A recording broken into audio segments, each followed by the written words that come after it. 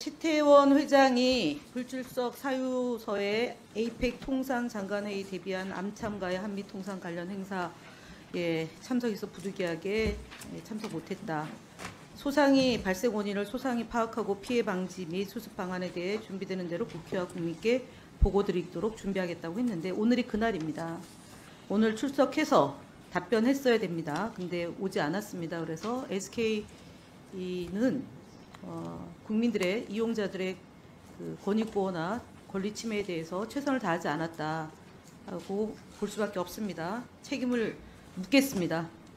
최태원 회장 사과보다 중요한 배당 조회 서비스 SK 홈페이지에 보면 배당 조회 서비스 온라인 전환 안내가 있습니다. SK 주식회사는 기존 우편으로 제공되던 배당 통지서를 온라인 배당 서비스로 전환합니다. 그래서 SK 배당 조회 서비스 바로 가기, 이게 지금 SK 홈페이지고요. SK텔레콤 홈페이지는 SK텔레콤은 끝까지 책임을 다하겠습니다. 이렇게 되어 있습니다. 그래서 SK 전사 차원에서 이용자의 2,500만 명의 이용자의 권리를 보호하고 있지 않다라는 것을 입증하는 겁니다. 오늘 안 나온 것도 이런 인식에 기반하고 있다라고 지적하지 않을 수 없습니다. 넘어가겠습니다. 그 다음에 SK 유심 해킹 사고 이용하는 보수 유튜버들 PPT 좀 띄워주시죠. SK텔레콤 해킹 사태가 이재명 때문이다라는 내용의 영상이 지금 있습니다. 유심 칩으로 선거 자금 마련하기 위해 해킹 사태가 발생했고 그 유심 칩을 교체함으로써 선거 명부를 만들고 또 중국을 통제용 프로그램을 설치한 이 유심 나눠주고 있다. 이 내용 혹시 방송통신위원장님 내용 알고 계십니까? 이 기사는 보지는 못했습니다. 아니요. 유튜브가 이런 내용으로 지금 이재명 테마주하고 연결지어서 허위 조작 정보를 유포하고 있습니다. 방송통신위원회 안에 허위 조작 정보에 대한 대응팀 있죠? 있습니다. 활동하고 있습니까? 있습니다. 예, 3일 전에 제가 브리핑했던 내용인데 전혀 움직이지 않고 있습니다. 직무유기죠? 살펴보겠습니다. 네, 그 다음에 또 하나 보십시오. 보수 유튜버들이 이재명 땡큐 조선비즈입니다. 주가 2배 뛰자 딱 45억 원어치만 주식판 코나아이 대표. 이것도 허위 조작 정보예요. 방송통신위원회는 국민 전체를 대상으로 활동하는 공간이죠. 기관이죠. 그렇습니다. 대통령 소속 기구가이지만 국민 전체를 대상으로 해야 됩니다. 이재명 대표에 대해서 이렇게 허위 조작 정보가 난무하고 있는데 대응을 안 하고 있지 않습니까? 대리점 고유 업무 실종 띄워보시죠. 대리점 보호는 누가 하느냐는 지적을 앞서 많이 했습니다. 이거 지금 어떻게 하실 거죠? 유영상 대표님. 예, 정말 대리점 사장님들께 대리점하고 판매점 다 마찬가지입니다. 예. 이에 대한 이용자이자 사업주에 대해서 어떻게? 판매점에서는 그래서 제가 유심 교체를 판매점에서는 무료 교체는 그것까지 저희가 뭐 하게 할 수는 없어서 2,600개 대리점만 이렇게 하게 했습니다. 2,600개 중에 직영점 말고요. 대리점 주가 운영하는 게 2,300개 정도 되죠? 예. 예. 피해 상황 점검하시고요. 대응책 그렇게 마련해서 보고해 주시기 바랍니다. 가기부 장관님. 네. 디지털 재난관리를 통한 통신재난관리심의위원회를 개최하겠다라고 24년도 7월 23일 날 보도자료를 낸 바 있습니다. 이번에 혹시 통신재난관리심의위원회 개최했습니까? 강도영 차관님 개최했습니까? 개최를 안 했습니다. 왜 안 했습니까? 여기 보면 데이터 센터 사업자나 재난관리 의무 적용받아서 이행 중인 원년이다라고 발표를 했습니다. 여기에 보면 SK텔레콤, KT 등 기간통신 사업자와 함께 카카오, 네이버 등 부가통신 사업자와 데이터 센터 사업자가 처음으로 재난관리 의무를 적용받아 이행 중인 원년이다. 2024년도예요. 그러면은 이거 해야 되는 거죠? 적용되는 거죠? 데이터 센터가 그러니까 SK텔레콤가 지금 문제가 된 거지 않습니까? 그럼 이 위원회를 개최했어야 되는 거죠. 네, 얘기하십시오. 강조영 차관.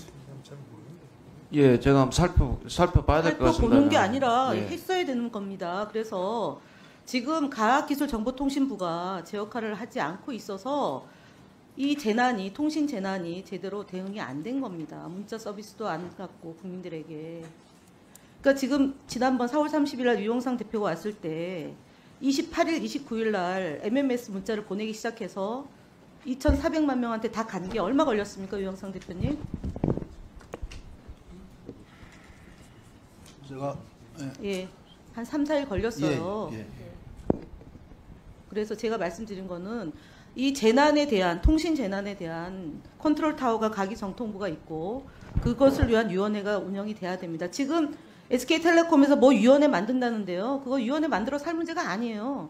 기존에 있는 위원회가 열리면 되는 겁니다. 방송통신 디지털 재난 관리를 위한 통신 재난 관리 심의위원회를 개최하십시오. 거기서 정리를 해야죠. 기업도 살리고 나라도 살리고 국민도 살려야죠. 왜 정부가 제 역할을 못합니까? 그러니까 가기부 장관이 법사위 가서 수조 원의 손실을 보고 있다 이런 기업을 편드는 발언 때문에 논란이 되는 거 아닙니까? 그 아까 하십시오. 말씀드린 그런 얘기를 드린 건 아닙니다. 질문한 거 아니에요. 하십시오. 그리고요. 방통위 묻겠습니다. 방통위도 이 안에 들어갑니다. 방송통신재난 심의위원회 방통위도 참여하는 겁니다. 방통위 지금 뭐 하고 있죠? 방통위 지금 뭐 하고 있냐고요? 이거 관련해서. 이용자 보호와 예. 관련해서 뭐 했습니까? 지속적으로 모니터링을 하고 모니터링요. 현장 점검, 시장 혼란을 막기 그 현장 위한 점검 몇 명이 활동을 하고 나갔습니까? 있습니다. 현장 점검 몇 명 나갔습니까? 그 현장의 점검을- 시장 조사 과장 비롯해서 네, 2명 나갔죠? 그 다음에 현장 방송통신위원장은 점검했습니다. 갔다 오셨습니까? SK텔레콤 찾아가서 이용자 보호를 위해서 어떤 일을 하겠느냐라는 거 혹시 대책 강구하셨습니까? 위원장님 들어오시고 난 뒤에? 아니면 부위원장이라도 보냈습니까? 제가 직접 가지는 않았습니다. 네, 그럼 누가 갔습니까? 책임자급에서. 안 시장 갔죠? 조사관 국장급에서 안 갔죠? 그러니까 SKT 위원장, 임원을 부위원- 만나서 자, 시장 혼란을 잠깐만요. 방지하라는 멈추세요. 조용히 하세요. 회의를 했습니다. 가만히 계셔보세요. 질문이 제가 위원장과 부위원장급에서 갔느냐라고 질문한 거예요. 안 네, 갔죠? 간 것은 없다고 네, 얘기했습니다. 안 갔죠. 책임을 다하지 않고 있는 겁니다. 방통위가. 그리고요, 국장 갔습니까? 진짜? 6월 7일 과장급 직원 한두 명이 현장에 잠깐 둘러본 것이 전부였고 유심 해킹 관련해서 실질적 조치나 대응은 전혀 없이 돌아갔다는 것이 현장의 증언입니다. 국장 갔습니까? 4월 28일에 시장 조사 과장이 아까 통신 국장이 3사를 갔다면서요. 통신 3사 관련자를 불려서 아니, 지금 시장 혼란을 SK텔레콤에 방지하라고 대한- 이야기를 했고 자, 국장 4월 나오세요. 29일에 국장이 국장 나오세요. SKT 임원을 불러서 시장 혼란 상황을 국장 방지하라 나오시라고요. 이렇게 지금 했습니다. 답변 끊어주세요, 위원장님. 지금 제가 국장 나오라고 얘기했는데 계속 위원장이 답변하고 있어요. 담당 국장 나오시라고. 국장, 이거는 네이버 저 시장 조사할 때 네이버 직접 갔죠? 현장 조사할 때? 제가 현장에 간 적은 없습니다. 그러면요, 부릅니까? 담당 팀장하고 아니, 조사관들이 부릅니까? 예? 그러면 아니요 담당 불러서 확인합니까? 팀장하고 조사관들이 현장에 이거 가서 SK텔레콤 현장을 예. 가기부 장관은 가서 확인하고 있는데 방통위는 앉아서 불러서 확인합니까?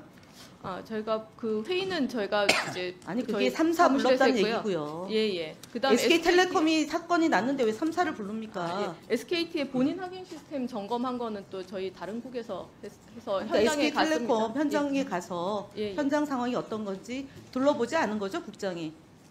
저는 간 적은 없습니다. 예, 근데 갔다고 얘기하셔가지고. SK텔레콤은 임원을 갔대잖아요. 불러서 저희가 대책 회의를 했습니다. 불러서 대책회의 한 게 예. 아니라 현장에 방문했느냐고 제가 질문했습니다. 예. 가기부는 장관이 갔는데 방통위는 누가 갔는지를 묻는데 위원장이 국장이 갔다고 해서 사실관계 확인한 거예요. 사실이 아니죠? 안 갔죠? 들어오라고 해서 확인한 거죠? 네, 들어가세요. 갔다고 얘기한 적 없습니다. 속기로 확인할까요? 그럼 조금 전에. 확인하세요. 불러서 관계자들을 불러서 시장 혼란 제가 갔느냐 막으라 현장 점검했느냐는 이야기했다고 질문에 그렇게 답변하셨으니까 얘기하는 겁니다. 알겠습니다. 방통위는 불러서 지금 현장 점검하고 있습니다. 그러면 조치는 뭐였습니까? 지금 제가 김태기 위원장을 굳이 부르려고 했던 이유가 뭐냐면 지난번에 4월 30일 날 어떤 답변을 했냐면은 유신 보호 서비스 강제 가입을 시도하는 것과 관련해서 방통위에서 사전적으로 필요한 법률 검토를 하고 있다. 이렇게 답변을 했어요. 강제 가입이라는 표현을 썼습니다. 맞습니까? 이 표현이 유영상 대표님? 서비스잖아요. 저희는 일괄 가입으로 그러니까 서비스잖아요. 자동 가입. 예, 자동 가입을 했단 말이에요. 그래서 개념도 모르는 부위원장을 이거 이해를 하고 있는지를 확인하려고 지금 제가 했고요. 또 하나가 부위원장 7시 도착 예정입니다. 그러니까요. 질문하지 않았어요? 질문하지 않았어요. 알고 있습니다. 그리고 60세에서 얘기가 나왔고 65세 이상 뭐 이런 거 한다 이렇게 하고 있는 일이 그거라고 해서 상황 파악을 그 사이에 좀 하셨는지를 제가 좀 하려고 했습니다. 그래서 오시면은 질문을 추가로 하겠고요. 왜 이렇게 오래 걸리죠? 그래서 제가 말씀드린 거는 방통위가 허위 조작 정보가 난무하고 있는데도 불구하고 전혀 대책을 강구하지 않고 있다는 점 하나하고요. 그다음에 유심 그 안심 서비스와 관련해서도 내용 파악을 제대로 못하고 있다는 거고, 그다음에 가방 가기정통부는요 사실은 2023년도에 LG 건이 터졌어요. 그러면 그에 대한 매뉴얼을 만들었어야 됩니다. 그때부터. 근데 쭉 보면 2023년도에도 그냥 넘어갔어요. 그러고 나서 이번에 SK가 초기에 이렇게 대응이 부실했던 이유는 뭐냐면 2023년도 LG 상황을 비교하면서 우리도 한 달 반 동안 검토하면 되겠지라고 아니란 게 정부와 회사가 마찬가지로 아니랬다는 점을 지적합니다. 아니라게 하지 마십시오. 법률 검토를 외부에다 맡겼다고 하시는데요, 장관님. 네. 가기정통부 안에는 이 문제를 다루는 전문 변호사 없습니까? 이 문제를 외부에 의뢰를 해야지만 상황을 파악할 수 있습니까? 내부 변호사 몇 명입니까? 가기정통부에? 총 변호사가 몇 명입니까? 변호사 자격증을 갖고 있는 개방형 직원이 몇 명입니까? 자, 방송통신위원회 몇 명입니까? 토탈 9명 예, 정도로 그렇죠. 알고 있습니다. 근데 5월 2일 날 법률 검토를 외부에 의뢰를 했죠. 이런 게 왜 외부에 의뢰해야 됩니까? 가기정통부나 방통이나? 공무원들 안에 변호사들이 있고요. 똑 떨어지는 약관이 있습니다. 약관을 가지고 가증금과 과태료를 물리는 게 가기정통부하고 방송통신위원회 고유 업무예요. 근데 이거를 외부의 변호사한테 돈을 들여서 자문을 구한다? 이상하지 않습니까? 이 정도 전문성 없습니까? 가기정통부나 방송통신위원회는? 글쎄요, 저희는 변호사하고 또 법무법인은 다른 거니까. 아니, 법무법인의 변호사나 이 문제는 약관에 대한 해석이지 않습니까? 약관을 어떻게 적용할 거냐. 그리고 2016년도에 앞서 우리 김호영 의원도 얘기했죠. 한번 띄워보세요. 2016년도 PPT. 그때 전례가 있습니다. 그리고 그 3만 원 보상을 했습니다. 맞죠? 김도영 차관? 아시죠? 2016년도에. 예, 위약금 면제 예, 받은 위약금 거 면제 알고 해주고 있습니다. 예. 위약금 안 받고 그다음에 고객에게 3만 원씩 지급을 했어요. 쿠폰을 발행했어요. 보상을. 그래서 아까 10만 원 얘기하면서 3천억 얘기하는데 지금 잠재적으로 어느 정도로 이동이 될지 몰라요. 진짜로. 그래서 SK텔레콤이 갖고 있는 고통 먼저 해결하고 해킹 당하지 않게 보호를 하는 것을 우리가 우선 한다. 국회도.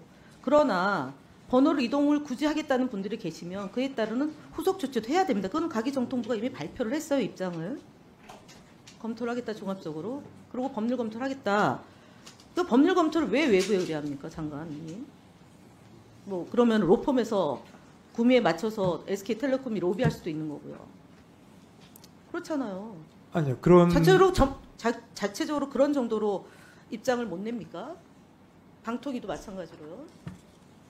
외부에서 독립적으로 법률 검토를 할 필요가 있다고 판단됩니다. 아니, 변호사, 검사도 파견 나와 있고 할 수 있잖아요. 그러니까 사실은 그런 법률 검토를 외부에 맡기는 것은 시간 끌기, 첫 번째. 두 번째는 곤란한 것에 대해서 의뢰를 하죠. 근데 그 의뢰하는 주체가 어떤 내용으로 질문하느냐에 따라서 변호사들의 답변은 맞춰서 나올 수도 있고 아닐 수도 있어요. 그런데 제가 적어도 볼 때는 2016년도에 사건이 있었고 2018년도에 그 LG U+가 2023년도에 발견이 돼서 한 달 반 동안 조사를 해서 과징금 과태료를 다 물렸어요. 그러면 2025년도에 이 SK텔레콤 이 사건이 LG U+보다 훨씬 심각하고 대상도 넓어요. 2,500만 명이 잠재적 피해 대상이 들어간 거예요. 그리고 해커들이 이것을 어떻게 활용할지는 아무도 모르는 겁니다. 안심 서비스, 유심 안심 서비스가 완벽하다? 모르는 겁니다. 왜냐? 구체적인 공격이 아직 안 들어왔기 때문에 정부는